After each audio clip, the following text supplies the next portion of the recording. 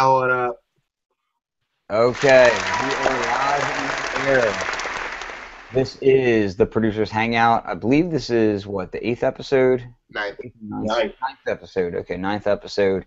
And I am Flux of FluxWithIt.com, sound designer, producer, just general synthesizer nut and gearhead.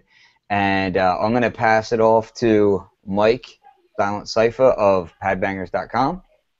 What's up, guys? Mike here with PatBangers.com, German producer for doing hip hop and electronic music, and I hope you guys enjoyed the show. Pass it over to Kev.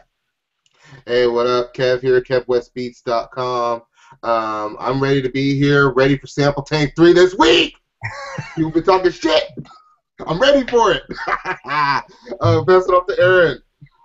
What up? It's your boy Aaron, aka 25 Keys, Miami bass producer, R&B producer. In case you can see, go out and get it. The Bass That Ate Miami. Your boy is mentioned in there lots of times. Just a general producer, slowly becoming sound designer. Pass it back on the Flux with it.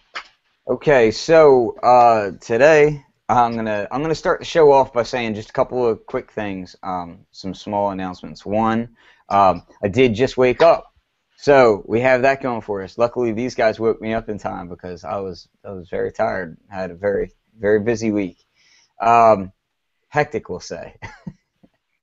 No, I'm not going to tell the story, but I am going to say I will give a shout out to Dan the Automator of Deltron 3030, who was a very nice guy to meet and talk with for a while, and we can kind of get into a little bit about the stage show for that, and you know how he was using the Cuneo and you know you know, so some interesting things coming up. And as far as this week in music tech is concerned, I do actually want to quickly touch base on the sample tank thing real quick, because I know a lot of people have been waiting for sample tank, and for a long time, and sort of rightfully so, I guess. It's about 10 years of a wait for a lot of people. Yeah, Kev, do you have any idea about how long it's been since the last major version of Sample Tank? Major version? I think it was like 2007, 2008. I got into Sample Tank, like I played with it early in my bad days. I don't want to talk about the bad pirate days. But I got my legit version about 2 years ago. Okay. So that's most of my experience with it. I've been using it for the most part for the last 2 years. Well, go ahead. Here's a question for you about that. So I have I've got my boxed copies of it. I never pirated it, so I don't get the shake of shame there. But what I want to ask is, so it's been when Sample Tank came out. Sample Tank was one of the premier plugins. I mean, it really was. At the time, it was a very high echelon plugin. Do you feel like they've damaged their own brand by the way that they've kind of let it be over the past few years? Because in my opinion, at least, the past few years it's been very buggy. Like the updates really kind of weren't so great for it, and I personally have had so many issues with it to the point where I uninstalled it and I had all the expansions for it, and I just stopped using it altogether. So I can see the frustration. I can see the frustration from a lot of people, and I think that's why a lot of people are angry with IK. I'm personally excited for it. It is my favorite rompler that I use just because it's so fast, click, point, and easy. I use Contact a lot, and I use a lot more Contact since I've gotten Machine, but that's just because it's right there in the presets versus we call it Sample Tank. But as far as it hurting the brand, I don't know. Part of me says yes because of all the negative PR they're getting, because they have been working on it and thinking, okay, it's going to come out now, and then they push it back because they might have found a bug or something. I don't know. They just said they had to push it back. It wasn't ready. And I think people eventually, it kind of became like detox. People started to think it wasn't coming. So I could see that, but I don't think it's a bad rompler. I don't think that it's a bad thing. And I'm ready to see what they come with because I think they're trying to do something that will compete with Contact, and I really want to see what they're going to do with it. I'll say that. So, like I said, I used it for a while, and I actually really enjoyed it. I loved the way that the stacking was. I primarily used the main workstation of it, and I had like the Mellotron stuff for it, the Moog stuff for it, which the Moog stuff for it I actually really liked. Yeah, there's actually a lot of really nice presets in there, a lot of nice samples in there, and it got long in the tooth, but it felt like more so than many other plugins that I've used, that it got long in the tooth and stayed long in the tooth for a long period of time, while there was a lot of other people doing a lot of major updates. So I'm kind of like, I'm excited for it. I haven't used the new version at all. I haven't really even paid too much attention to it. I want it to be good. I really do. But I'm very cautious, whereas had it come maybe a year ago, or at least been more vocal about it, and kind of, if they had been supporting the older version a little bit better while developing this new one, I think I wouldn't feel that same trepidation about it. Mike, did you use it at all? Yes, I bought it last year on the Thanksgiving sale with the total bundle free, and I was never interested in it because I already had Contact, and but it was so cheap, and all I want was the vintage compressors and the brick wall limiter and the stuff that was in the package.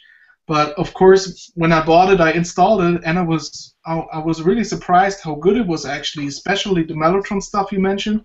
I really like that stuff. All the drum loops in it sound really good. And also all the synth stuff that came with it was really good. Unfortunately, it was not very stable on my system because I had to use it with JBridge because I'm on 64-bit all the time, and I don't want to switch to 32-bit just to use it. So I converted it, but it was not that stable. The interface was very sluggish and needed a lot of time to refresh, and it was not really that cool to use it. So, but I'm looking forward to Sample Tank 3 now, and I'll definitely get the update and see what they do to it. And I also bought the Sample Tank for the iPad in between, and it was kind of funny because actually the iPad version was way better than it was for the computer. The iPad version is actually based on Sample Tank 3, so if you have it on iPad, iOS, anything, that's where they're coming with new version. Yeah, so expect more like it is on the iPhone. Right? Yeah. I think we all start talking at once. I said it's also the same design on iPad and Sample Tank 3, right? Mm-hmm. Yeah. So yeah, I'm looking forward to it, and especially the update is they make it for a fair price. I think it's 80 euro or $80 in total for the update, which I think is very fair. Very, very fair, I think. Yeah. And like for me, like I said, I love it. I want the sounds weren't the problem. I just wanted to be able to do more with it. And like you guys said, stability with JBridge. I had issues with it with JBridge too. Depending on the dollar. Sometimes it would work perfectly fine, then sometimes it would just stop working one day. And the JBridge people, they admitted that they had issues making the IK stuff work with it. So I'm ready to finally be able to get rid of JBridge, go back to my favorite workstation, and I'll probably just be Machine, Sample Tank 3, and Omnisphere Trillion for a while, making my music. Aaron, did you use it at all? The only iKey multimeter product that I was into was the Mellotron. I think I even spoke to Kevin while back, but it was kind of funny because he sent me to Contact. I sent you to Contact? Yes, you did. Oh, you know what? I probably told you to try the free one or something. I might have done that. I don't recall. Yeah, you sent me that. But, that was probably it. I mean, back when Sample Tank was it, I never really could grasp software during that time. I was into the hardware back then. I was mostly hardware when it was out.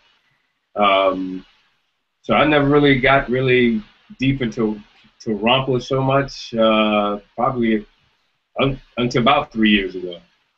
About then, it was not really supported. You never really heard about it. Most people were, oh, it was a, what the heck? Is that a water hose? Holy shit, this guy's great with that.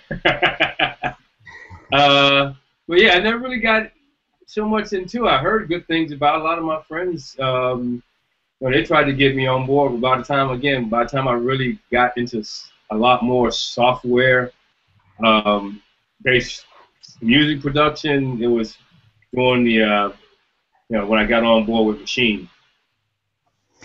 Yeah, the thing about it that I always kind of liked and gravitated to was it actually reminded me more so than most of my other software sample playback items. It reminded me a lot of actually like the Korg Triton. Yes. In the way that you can stack your sounds and everything. It reminded me of just a workstation synthesizer. And that's exactly how I used it. I used it in conjunction with my Triton and with my Alesis Fusion HD at the time. And it worked. It worked well. The sounds were good.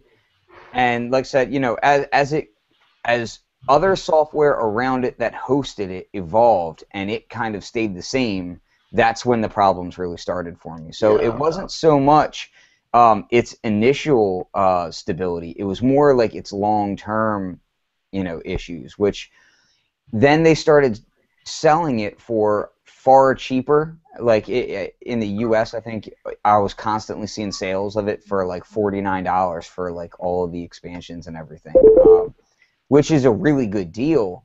But in the same vein, it almost kind of was cheapening the brand of it a little bit because I wasn't seeing updates, but at the same time I was seeing them hustling it out at this low price point. So it had me wondering, okay, well, are they even taking this product serious anymore? And I know that they had been talking for a long time about, yes, we have this new sample tank on the way, blah blah blah, but so it's finally going to be here.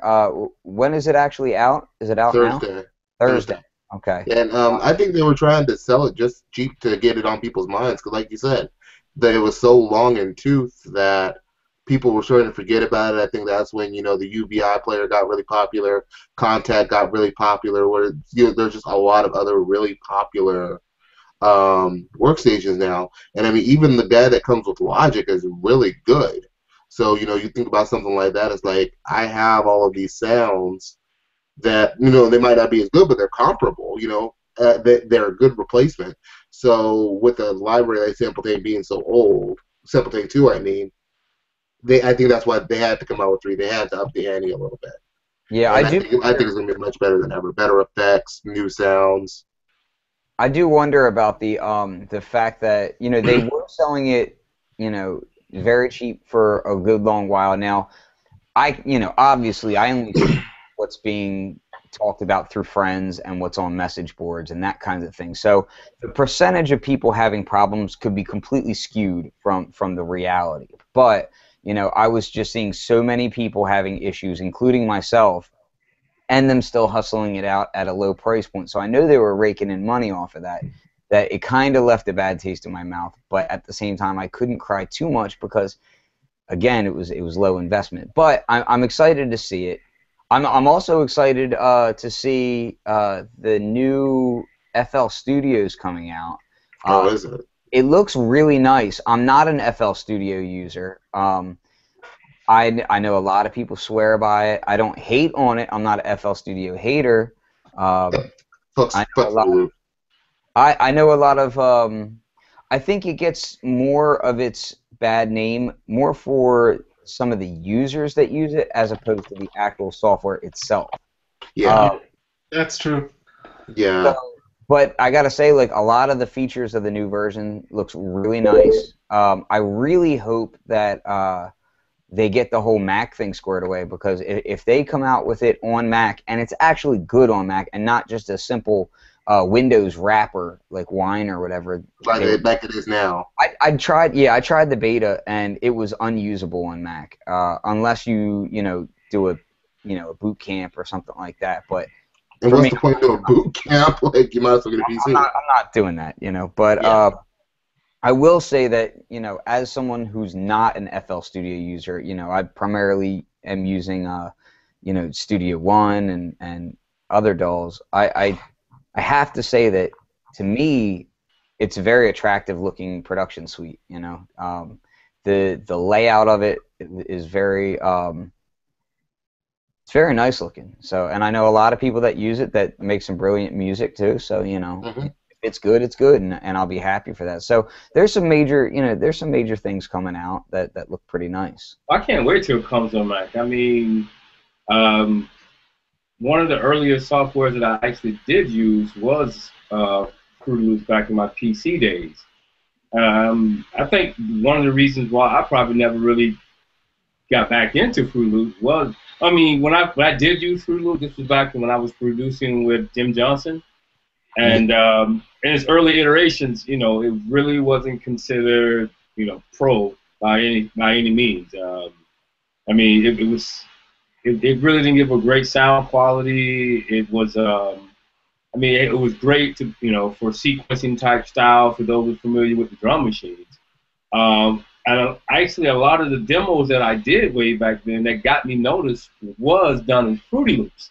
It would always be the same. Oh, these are great tracks. We got to dump them in Pro Tools, or you know, you should get an MPC and recreate the sounds in your MPC with your SP12. So I would end up doing songs in Fruity Loops on the desktop, and then having to recreate it just, you know, just to do, you know, to get some placements. That bad reputation that FL Studio had. People thought you could make hit records with Fruity Loops, and that's total bullshit. Well, honestly, I'll be honest. Back then, the sound quality, I mean, we talk about audio engine. The audio engine, you know, and Fruity Loops, it was Fruity Loops version 4. A lot of great sound that those synths had, they were really great, but they were just, once you played a song that was constructed in Fruity Loops, were you using the actual presets? How thin it was, you know. So we would do a lot of normalization to try to make our kicks fatter, our snare snap, you know, a lot of normalization. And again, there really was, you know, there was no way to really, you know, who wants to take a desktop? Back then, desktops were the thing. So nobody was taking desktops into a studio to try to come out of your you know, with a M audio interface 2496 that only had stereo out, MIDI it up. So it really was based something that you can do it at home for those that, you know, it wasn't a professional tool, so to speak. But, you know, with the way software has grown now, and what can be done inside of, you know, in a desktop or a laptop or even iPads, you know, yeah, I'm definitely waiting to see if they bring it, because again, I'm strictly Mac. So if they bring it over to the OS platform, yeah, I won't even lie, I'm definitely jumping on it. Not to switch out, because again, I'm a Studio One diehard. I mean, that software has, you know, that's just my dog choice. But I'll definitely be trying to see what Fruity Loop has brought to the table. What FL Studio has brought. And it looks pretty. It looks pretty. Like the new vector graphics that they're doing and everything. It actually, to me, it has a nice look to it. Oh, yeah, I'm looking at it right now. It looks gorgeous. Like, I'm not an FL Studio fan. I can't really wrap my head around the hype behind it. I can use it, and I've used it some, but I don't know. Like, with the way I like to work, it doesn't really gel with me. But this looks like a solid version. It looks like a solid update. It's going to be good for everybody who likes FL Studio. I just don't like it. I really like what they did with the new mixer, which is like vector based, so it's totally scalable. That's really cool because you can use your mixer full screen. That's really cool. Yeah, I love that. I love that. Oh yeah. And I think that needs to really be taken by more people, you know, like by more companies, because I mean, being able to just freely scale the size of your plugins and freely scale the size of your working environment, to me, is a big deal. You know, Definitely. It seems like such a small thing. It seems like such a small thing, but it goes a long way when you're, especially if you're moving around your studio a lot. So like if I'm over, you know, on the other side and I'm working on something, yeah, like sometimes I just want to blow up one aspect of my setup and just see that, so across a room I can be looking across and seeing it. You know, to me, that it's little things like that do go a long way for me. You just take like Studio One and you can undock the mixer from the main view, but even if you pull it on another screen and make it full screen, it's totally senseless because the elements itself, they stay the same size. The same size. Now we have way more of empty space, but it's totally useless. If you would have a mixer that scales up to the size of your screen, that would be perfect. Or Contact. Contact is as a plugin is so small. When I do like I'm standing on my mixing on my DJ setup and I look on my screen, I can't read nothing. I'm gonna pull something up. Let me see if I can. I actually have Machine open right now, and I want to load this up so I can show you what I'm talking about. I'm gonna load an instance of Contact. I've been working with this new string library that's, it's a gorgeous string library. It sounds wonderful, but the problem is in certain DAWs, certain plugins, their size is different, and and the way they look is not quite right. The way this thing looks is completely contradictory to how it sounds. And let me see if I can pull this thing up here. I gotta find the daggone thing. Well, while you're finding that, Mike, is that just a Studio One thing? I wish more DAWs would implement this. They did this in Sonar XR1, and I love it.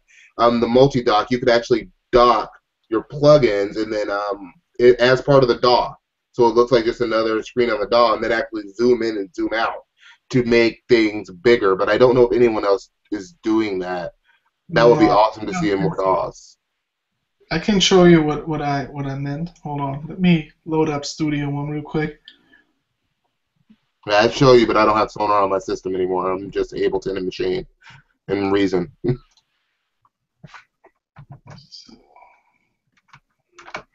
Yeah, and I'm currently I gotta remember even what drive I had it on, because I had it on here for a review. But yeah, I'm just finding that today I really feel like this needs to be kind of a standardized feature for people, because everybody has different size screens, and in different layouts, and working with multiple windows open, and especially with things like Retina MacBook Pro, the density of the pixels and everything, it doesn't always translate to when you have multiple monitors open, so that that can help overcome that as well.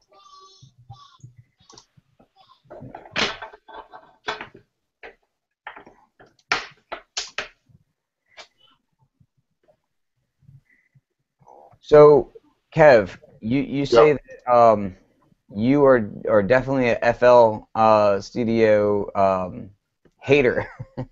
I used to make the joke "fuck Fruit Loops." I really don't have. It's not for me. I'll say that. Yeah. What was what initially turned you off to it? The workflow, the way it works. I couldn't get around the terminology in a lot of it. I didn't like the way they set up the sequencer and the arrangement modes. It's been a long time since I've actually touched it. Like I'm talking like FL6, FL7. I usually try to check out the new ones, and then I look at them like, yeah, the only thing I like about it is the pattern sequencer, and then I turn it off. So I'm going to this. I'm going to try and share this screen. Hopefully, we'll be able to see it. Yeah, let me go ahead and share this screen. Now, again, the interface is not bad, but it is small, and it makes me wish that I could just freely resize it. So let me try this really quick. All right, so let's hop over here. Okay, do you see how small this is? Yeah. This is as big as you can make this interface. And there's a lot of tiny things that we can kind of tweak. But I mean, this is not a cheap plugin. This is a very high scale plugin.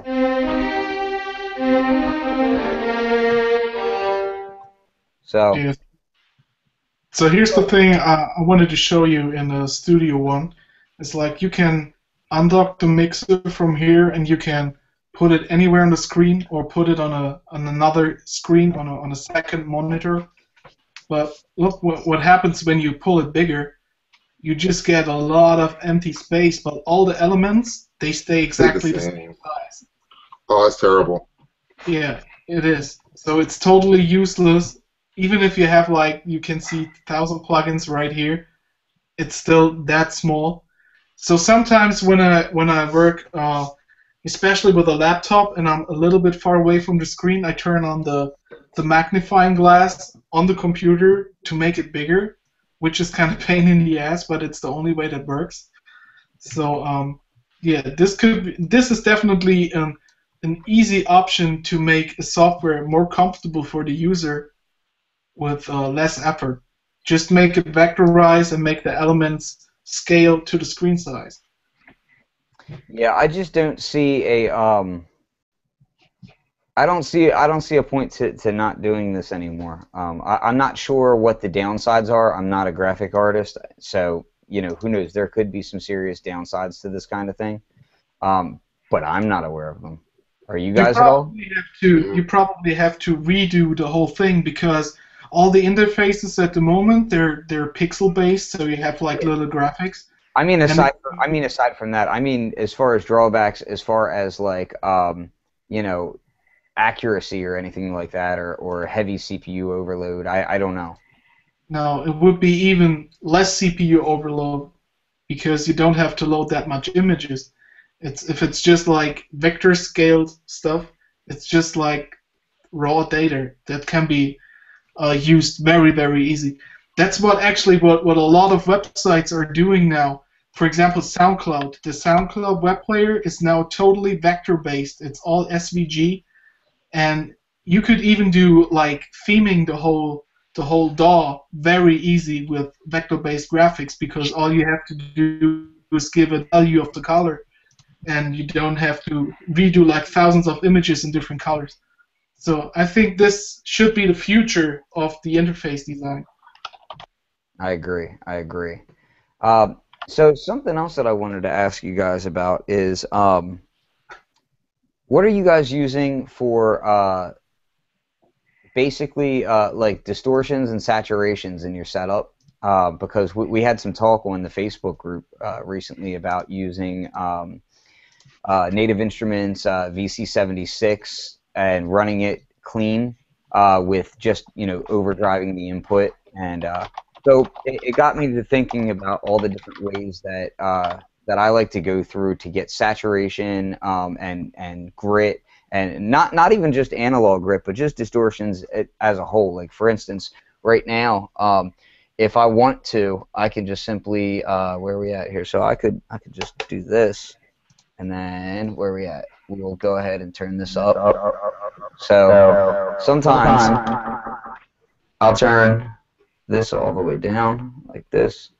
So I'm running through a set of guitar pedals right now, and I'll just run my guitar pedals almost completely clean, but just driven a little bit, and I can kind of get them all fuzzed up like so. And let me turn that back down.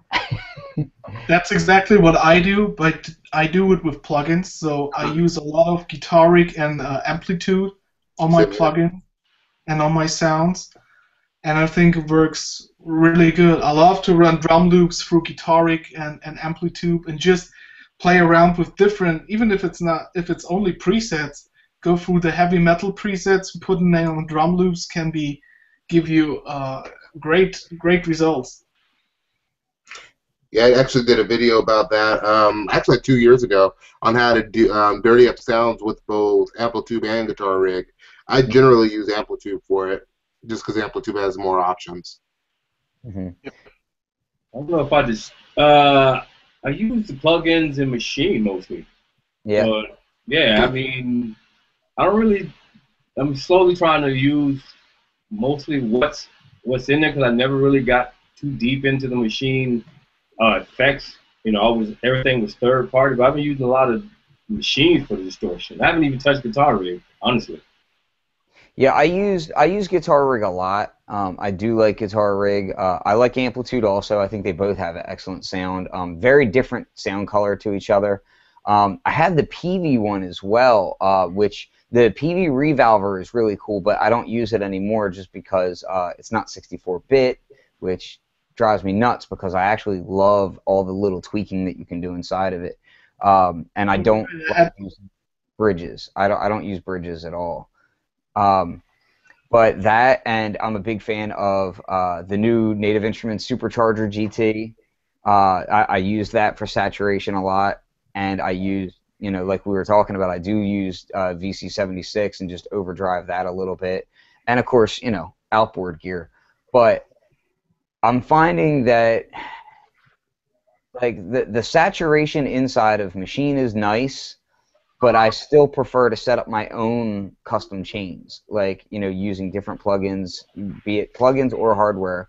For some reason, I find it faster for me to just set up my own chain than try to use like a single plugin. Like, I'll set up Supercharger GT and have that doing, a certain compression on there, and then I'll throw in VC76 after it, and I'll drive that, or I'll throw on I'll throw it out a secondary output and through. I have a module right here that is basically it's a small speaker, and it'll let you take the output directly from after the speaker, so you get the saturation of the load on the speaker. So I'll run that, but even though it sounds like a lot of work, it's really just a twist of a knob for me. But I find myself setting up custom things as opposed to just trying to use what's already there.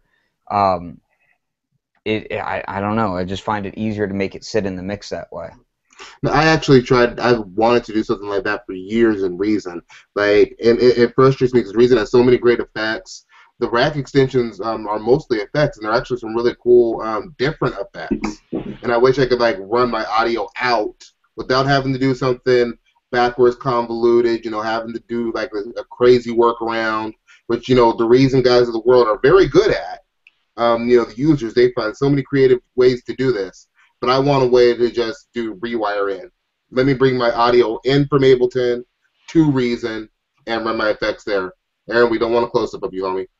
We see you. I do have to say that I do have to say that I really like what they're doing with Reason right now, and Reason has a lot of great things going on with it. I do wish that it seems like more and more other manufacturers are shying away from Rewire.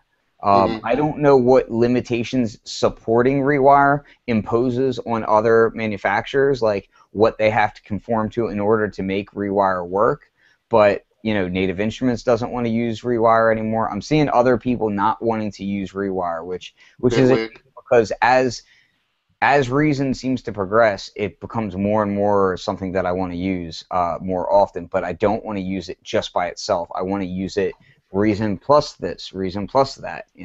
Exactly, and that's how I use Reason. That's one of the main reasons I have Ableton, because there are things I'll do in Machine. Like, Machine is basically just a drum machine for me. I don't really sample, so I'm literally just pulling up drum sounds, and I do that, sequence it in Ableton, and then I bring Reason in, because Ableton is one of the better rewire hosts out there. And I'd love to just cut out the middleman and just use Machine with Reason, but you can't do that. It's frustrating, and I think it's a lot of stubbornness on all sides. Of course, people are going to defend their preferred tool, but I don't know. For a company that says, we make making music easier, they make music making easier on their terms, and that's what I love about VST is the freedom. Most hosts let you do whatever, and now you're seeing that people aren't taking in Rewire, and it's getting more frustrating. They should do something like audio bus for actual computers, and I don't mean stuff like Soundflower. I mean as easy as audio bus. Like building a virtual connection that recognizes the software and just lets you connect it with a click of a button. That's what Rewire is. That's what Rewire is. Yeah. But for some reason, people aren't wanting to take to it, and Rewire only supports output. Yeah. As far as some reason goes, I believe with Ableton, if you put it into like another DAW, I think Acid does it too. Like, you can put Acid or Ableton and like say Pro Tools and take the audio from Pro Tools and bring it in, or vice versa. And But I don't. there needs to be more flexibility with it than just that. I believe. Yes, Like I want to yes, see, I want to see a much deeper integration beyond beyond MIDI, beyond Mac and control. Like I want to see, and beyond yes. audio. Like I really want to see a much deeper level of integration with that. I don't disagree with the idea of how they're doing rack extensions. I like the fact that it makes it, as stable as it is, and that, a rack extension can't take down all of Reason. I like a lot of the ideas of the platform.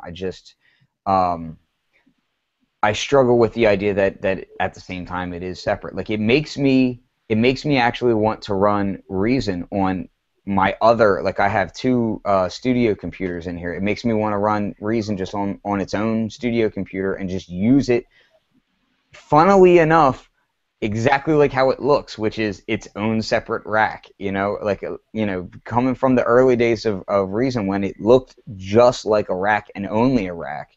That's how I end up using it, as just a piece of rack and plugging actual physical MIDI cables into it and networking it like that.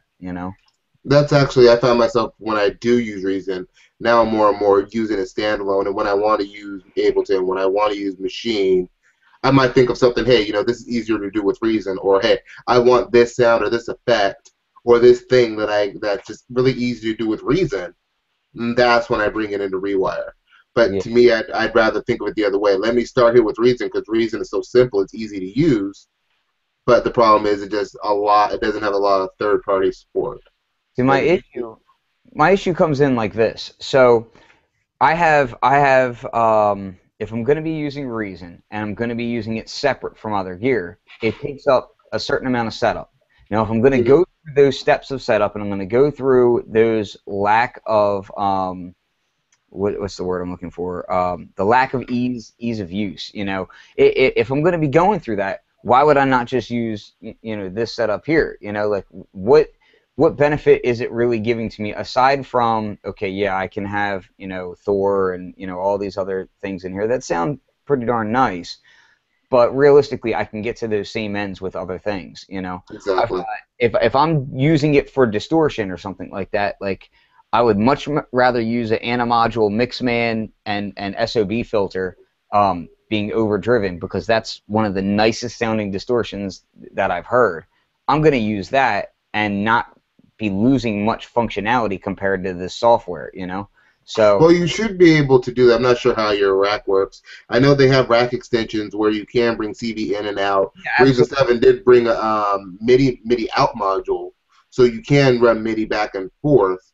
The problem is integrating your other software into I'm it. It more doesn't saying play much that, with other like, software. I wonder why you can't just load Reason at this point, just like, again, getting back to FL Studio. You can load FL Studio as a plugin, can't you?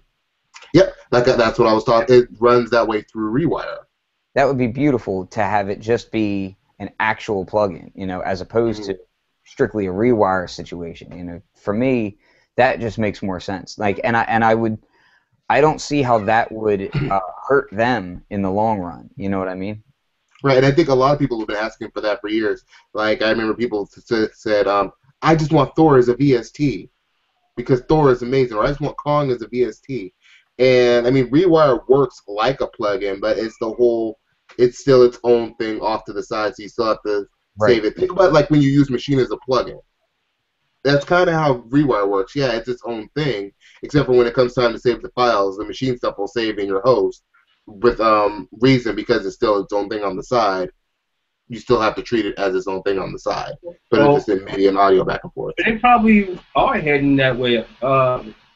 Redominator, that was a rack extension, and that Yeah, but was that Yeah, was a but third-party rack extension, though. That was was it? Yeah, one person made that, and he made the rack extension first, and then he made the VST first. Funny enough, I've been playing with Redominator. Actually, while we're doing the show, I'm sitting here making bass lines and shit. All because of Aaron. Aaron's been bugging me to do it. I'm spending some time with on it, and I'm going to do it. I just have to get my kids to be quiet for about 45 minutes so I can do the video. Because I've had it on my system for about 2 weeks. Yeah, but yeah, I was saying, I mean, 'cause we talking about a lot of, because you're right. I mean, I actually at one time really I tried to get into Reason, and I really did enjoy Thor. I mean, I really did wish it would have became its own because for some reason, even though it came from hardware, um, I just never really grasped Reason. I'm not sure why. I just couldn't grasp it. Um, but I love the sounds in it, and yeah, that was something I really wish they did do, like release it as its own VST, because it would have been great. Actually, I was using Reason when I was back in my Fruity Loop days. So, but I always wanted to use those sounds. So I would end up making a sound in Reason, like a 4-bar loop in Reason, and then dragging it over to Fruity Loops. So let me ask you guys another question. This will be the last topic of the show, but I want to ask you guys what you are using as your primary MIDI controller, because I spent some time. So I recently did the video showing the Sub Fatty with Monarch, right? And I spent some time looking around at other options as far as MIDI controllers that have the most amount of knobs laid out in a format that are going to be easy to use. And I've been finding myself, prior to using the Sub Fatty, I was using the Ultra Nova just because I like the compact form, you know, and the key bed is amazingly good on it. But I gotta say, looking around at strictly MIDI controllers, I'm surprised at how few are actually coming out with controllers with like 24 or more knobs on them. Like I want to see more controllers with like 32 knobs on them so that I can actually, you know, map it. Like a lot of these plugins have a ton of parameters on them. The more parameters I can actually just grab and not menu dive, not shift through to get to, just have them already there and save that way. To me, that's the way to go. And I'm really, really experiencing that with the Sub 37, which I've mapped to a bunch of my plugins, and now I can just grab it and go. But I still want more knobs. I want more knobs than are even here. I want, like I said, I want like 32 knobs on a controller.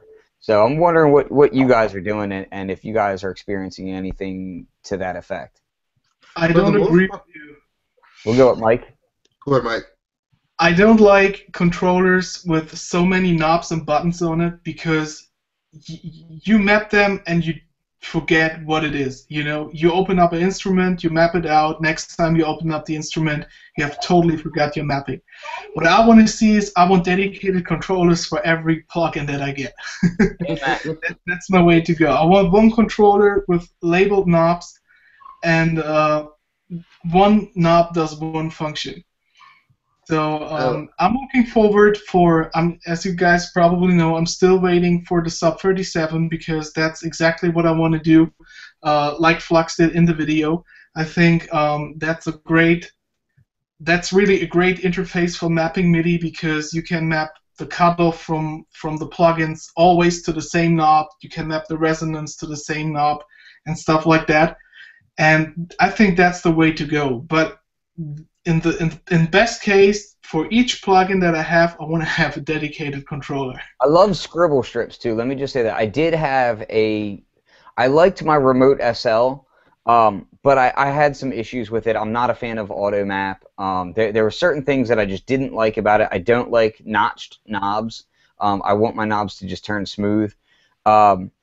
So that's what I love about the machine controller also is I love scribble strips. Now if I had a controller that had say 16 knobs and scribble strips for everything and I could easily, you know, code it so that everything just pops up whenever I load any plugin, boom, I see exactly what it is, you know, without having to use some convoluted software behind the scenes that's doing a whole bunch of stuff and not always working with everything. I would really enjoy that. But I do like the way that, like you were saying on the Sub 37, Sub Fatty, and these other things, they are set up to where, you know, you're oscillate. It's already pre-labeled in a way that, let's say, probably 70% of the plugins are set up. You know, you have your, you know, ever since the mini mode, people have been using these, you know, traditional synth setups. You know, now of course you're going to have some, you know, odd things like granular synthesis and all that aren't going to be laid out quite the same way. but it's darn close. You know, you've got your oscillator section, your mixer section, your filter section. So it's very easy to remember what you have there if you have enough knobs and if it's labeled on the controller properly. What I don't like about Machinist, I'm sorry, just one sentence. What I don't like about Machinist, I would agree with you if you have like the scribbles on the screen and stuff, but then it should be always the same way. Like, you know, at the moment it's like this, you load up Absinthe and your cutoff is on page 10, and you load up a reactor ensemble and your cutoff is on page 3, so you just can't remember where your stuff is, and you're wasting so much time looking for parameters, and that's what I don't like. Yeah. Question. When you say you have that on your Sub 37, you have it set up. So are the MIDI CCs? Wouldn't those be the same across the board? I'm thinking they would be the same across the board in plugins, or maybe that's a design flaw with VSTs that you can't really do that because the MIDI CCs might be just all over the place. I don't know. Like for me in general, I've gotten to the point where I'm tired of mapping things. I just grab my mouse unless I'm in machine. If I'm on machine, then I'm just on the machine. And then I just read the screen. I don't even think about it anymore. But if I'm not on machine, I'm just using the mouse and not thinking about it.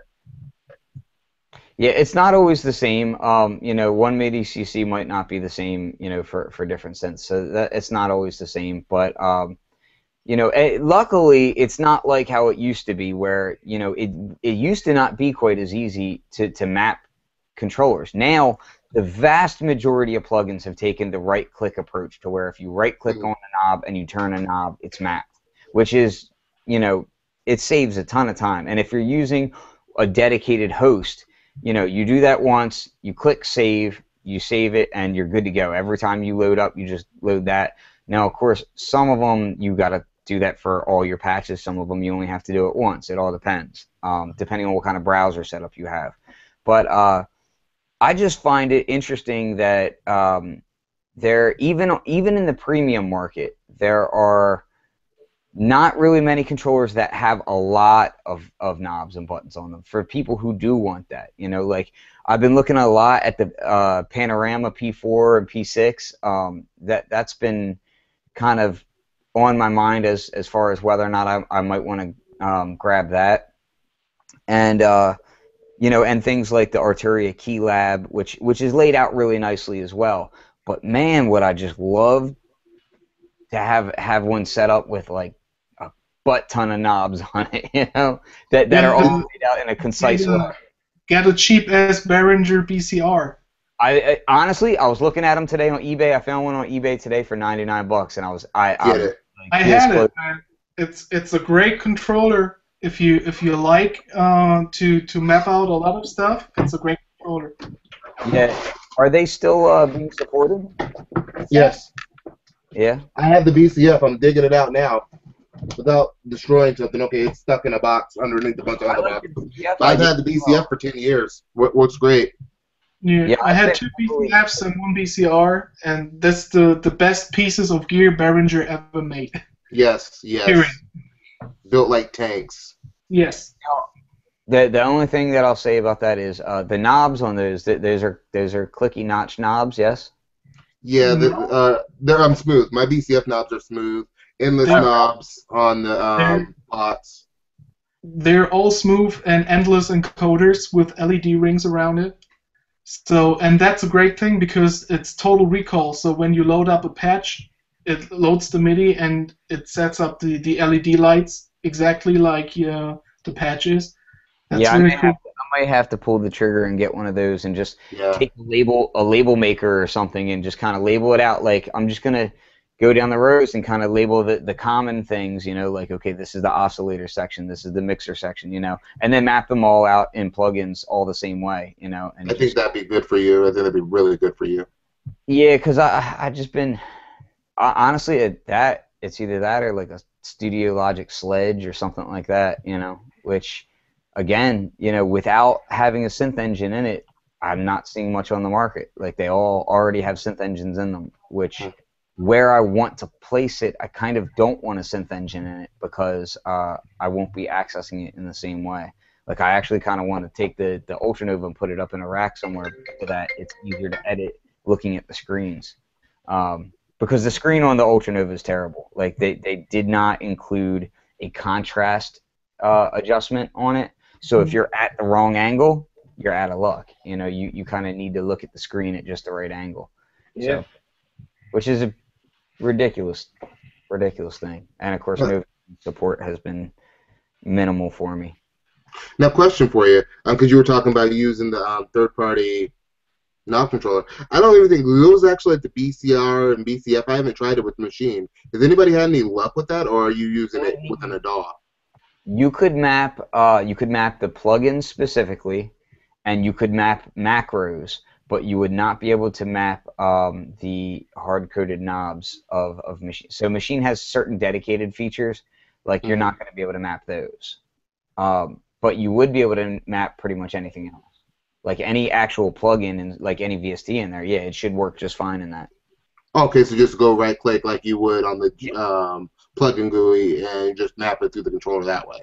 Exactly. It should work the same as any other MIDI controller, just like in that video I did where I mapped the sub. It should work the exact same. Okay, I'm going to try that after we get off this call then. Yeah. And the BCF should do that, you know, should work with that quite well, you know, except instead of rotaries, you're using faders, motorized Yes, it's the motorized faders. The faders on the BCF are a little loud, too. You might want to be, like, you hear it when it goes. But, like I said, they still work. I've had it for 10 years. I put it away about a year ago just because I was limited on desk space. Yeah, but I used to use the M-Audio Project Mix as a control surface for my DAW. And I recently got rid of it because they kind of stopped supporting it quite as well. But I love that control surface. I mean, that thing was so great for using in a DAW. But, you know, so now I just have the, where is it? I have the fader port around here somewhere. But fader port and Machine Studio and Cuneo. So. Nobody likes the Cuneo. And the Automator was killing it with the Cuneo. He's using Cuneo with the Rogue wireless, and he was, you know, I had a long conversation with him about how he was triggering Massive and Battery, and he has it all running on a Pro Tools rig, and was just kind of using that live on stage to do synth sweeps and things, while you know, Deltron 3030 was doing their thing, and which Kid Koala killed it. Let me just say, all vinyl setup, like it was very impressive. I was very happy. So, is this the point too where I forgot what we were talking about, the MIDI controllers we use? Did I go ahead and plug this guy? I love this guy, the iRay Keys Pro, 37 keys, which you would think isn't enough, but I actually haven't had any problems with it. I love it. I've had it for, when did I get it? I think I got it in January. So I've had it for about 7 months, January, December. I love it. I don't think I really need another keyboard. And I said this in my review of it. I wish it had more knobs. My only complaint about it. Yeah. And I don't like the micro USB. I wish they just had standard USB. Yeah, the Novation that I'm using now, the Ultranova, that's a 37 key also, which is fine for a lot of the synth lead stuff, synth bass stuff, and all. But I would not mind 49 or 61. Before that, I used to have. I used actually the Alesis Fusion HD as my main, and that was the 88 key full, and I really enjoyed it. I actually had mine sent off to the same guy who fixes all the stuff for like the David Letterman show, and also I had him kind of go through the key bed with a fine-tooth comb because they are notorious for quality control issues, and so I had my key bed kind of done up nice, which it was a Fatar key bed in that as well, which. It was nice, but bulky, just way too bulky, and that thing weighed a ton. I mean, if I lugged that out, oh my goodness, it was. It wasn't as heavy as the Rhodes, but it was heavy. You know, it was heavy to the point where you didn't want to take it anywhere. Damn. It's like my keyboard here. That's my primary controller. It's the Studio Logic VMK 176, and it weighs about 30 kilograms or something. Good lord. But for the studio, it's pretty cool. It has a hammer mechanical keypad from Fatar and 9 faders and some knobs. So really cool. And what's really cool, a really cool controller if you like the concept. I just got this one from SoftTube. They sent it me for testing. The console one, which actually is a great controller. I'm doing a full review on this, and it will be online in around 7 days. I have to do the cutting and stuff now. And this also works as a regular MIDI controller, so you can use it with any channel strip on top, which it's a really, really cool concept. As I said, I love dedicated controllers. I can't help myself. How Yeah, long that, have you had that? What did you Mike, say? how long have you had the console one? Because I've been considering it. 2 weeks. I had it for 2 weeks. is So that you is love that already released? It's released here. I think you can grab it in any store.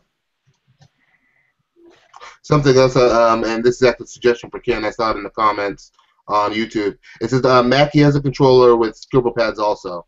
It kind of looks like the Mackie controller. Shout out to Trax posting that in the comments. But that's something else you might want to look at too, That Ken. is, yeah, and again, that's getting back to the same sort of controller that I would use. You know, the M Audio Project Mix, the what was it, the Digio 2 and Digio 3 consoles, the Mackie Huey Mackie Control, which is what he's referring to.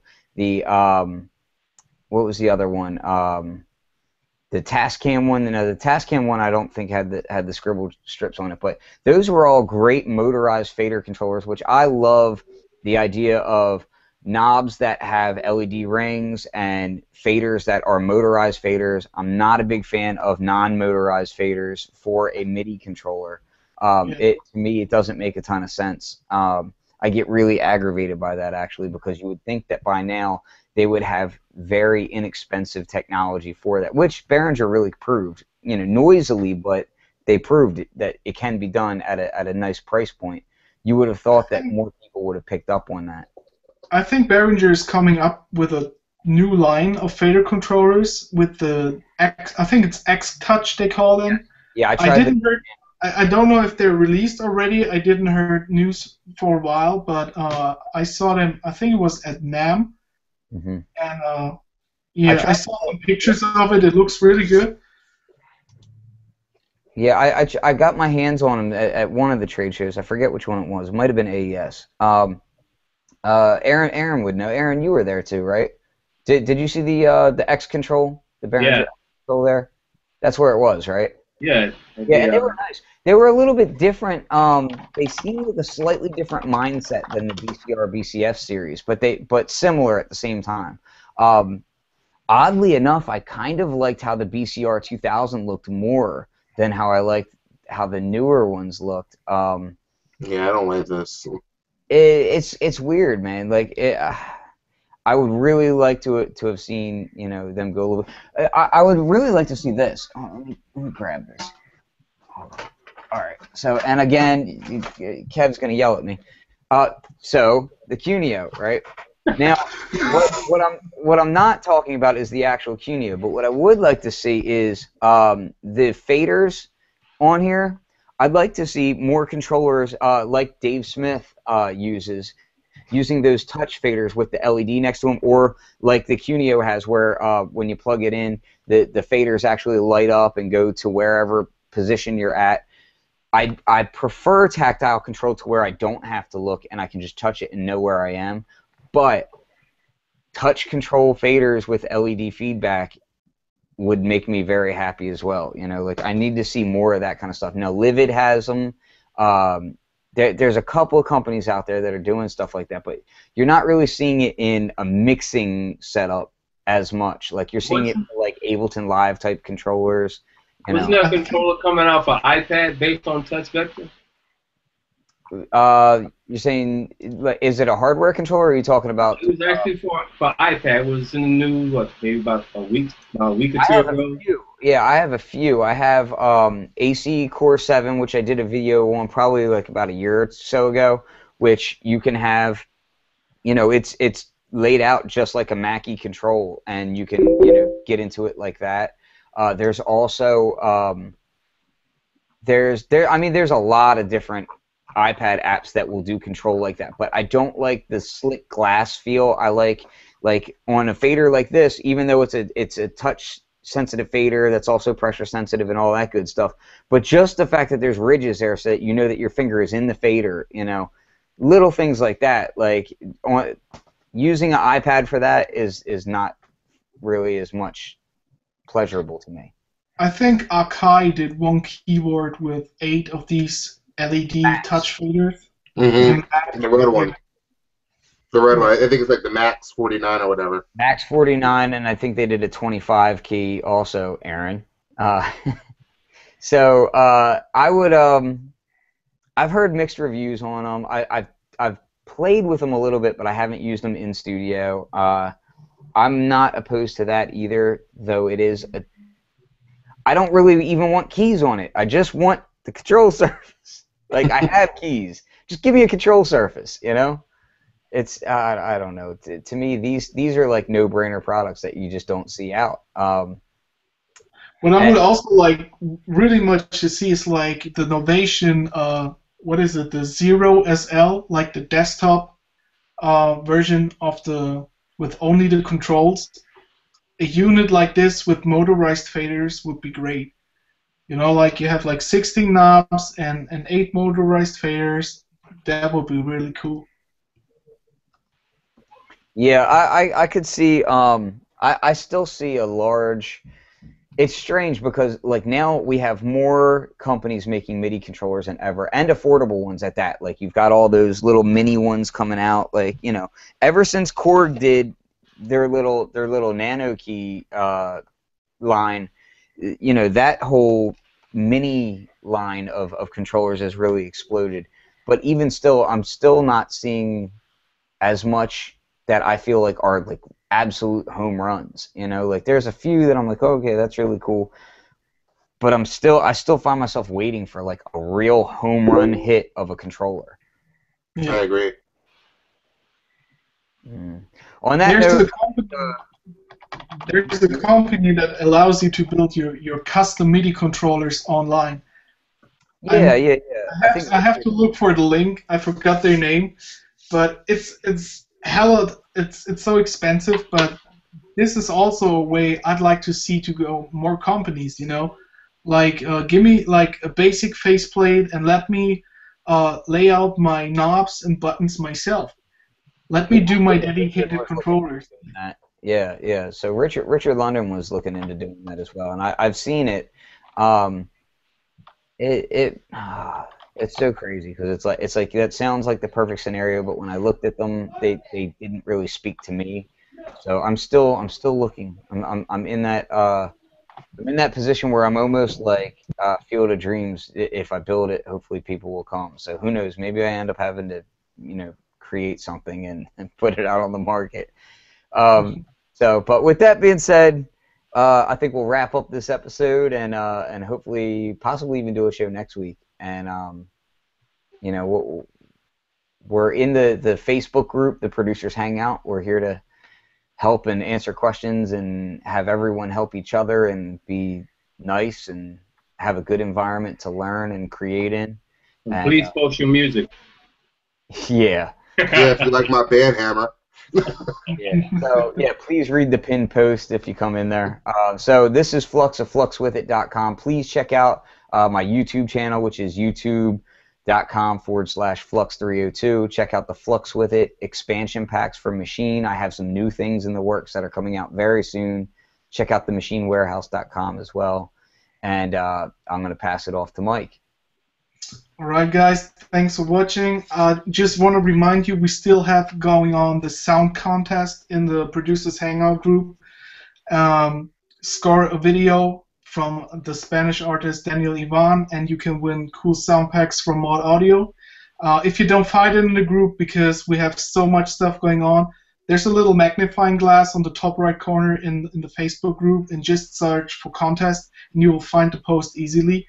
And we're looking forward to see much more people join the contest. And besides that, tomorrow I will put on a video for mapping out MIDI controls in Contact. You can check it out on patbangers.com/YouTube. And yeah, that's from me. Pass it over to Kev. Hey, what up? Thanks for watching. Of course, I'm ready for that Sample Tank 3. If you guys haven't checked me out already, check me out, youtube.com /Kev West. Or you can check me out on my gaming channel, youtube.com /YourGirlWantsKev. I'm going to try to get that Redominator review out, hopefully this week. But like I said, I've been playing with it for 2 weeks between going to school and keeping up with family life. And it's hard in the summer when the kids are in the next room arguing, so we'll see what happens. So yeah, so thanks for watching. Join the group if you haven't already. I'm going to pass it back off to Aaron. No plugs for me. I'm working on a couple projects. Wyatt, man. I'm hopefully things go well. I might not be around for a while because a couple of you guys know I'm moving back to Florida from New York. So I'm totally excited about getting back to my roots in the sunny state, which might change my sound. But speaking of sounds, I'm actually slowly, as I said earlier in the beginning, I'm getting into sound design. So hopefully for these years, I will have some sound packs out there. So stay tuned for that. Other than that, just pass it back to Flux with it, guys. Thanks for coming out and hanging out with us. Stop stepping on my toes and stay in your lane. Yeah. So again, everybody, please come check out the Producers Hangout Facebook group. We're again, it's a very vibrant community that we try to make sure it does not become spam heavy. We try to keep it good and positive for everybody. So check us out. Almost at 4,000 members. Exactly. We're up there now. So have a good weekend. Peace.